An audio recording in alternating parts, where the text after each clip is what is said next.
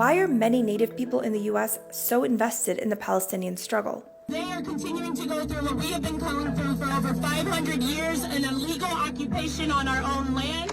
Both people's lands were forcibly taken by settlers, but there's a lot more to it than that. Just listen to Jessica Dillon, who isn't Indigenous but is an expert in settler colonial studies. These projects rely on the concept of terra nullius, which is empty lands, the idea that there are no people that exist on these lands, that they're available for the taking. In fact, they're granted to people that are chosen through divine intervention. Colonization in the U.S. was justified under the idea of manifest destiny, while in Israel it's been justified under Zionism. These aren't identical concepts, but they each served as the rationale for the violent displacement of Indigenous people that took place in both lands.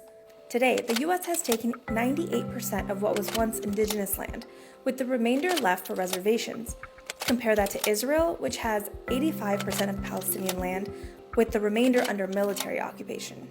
Settlers come to stay. They come with the intent of destroying the original inhabitants and their homelands and replacing it with a new society. Similar tactics were also used in each colonial effort. During the 1948 Nakba, or catastrophe, at least 750,000 Palestinians were expelled from their homes. And one way Zionist militias did this was by poisoning wells in the villages. Many Palestinians fled with just the clothes on their back, clutching onto keys for the home they would never return to.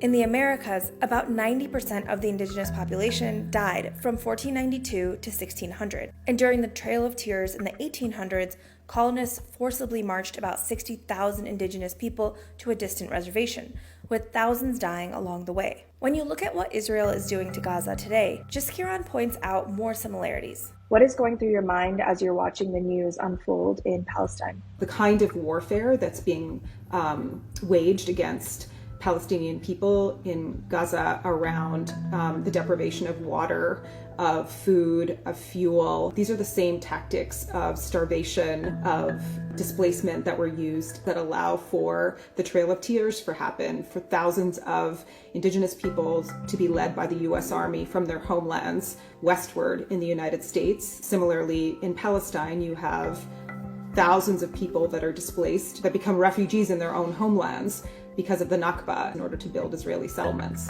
With such strong parallels between their struggles, many Indigenous activists and Palestinians have stood together in solidarity for decades.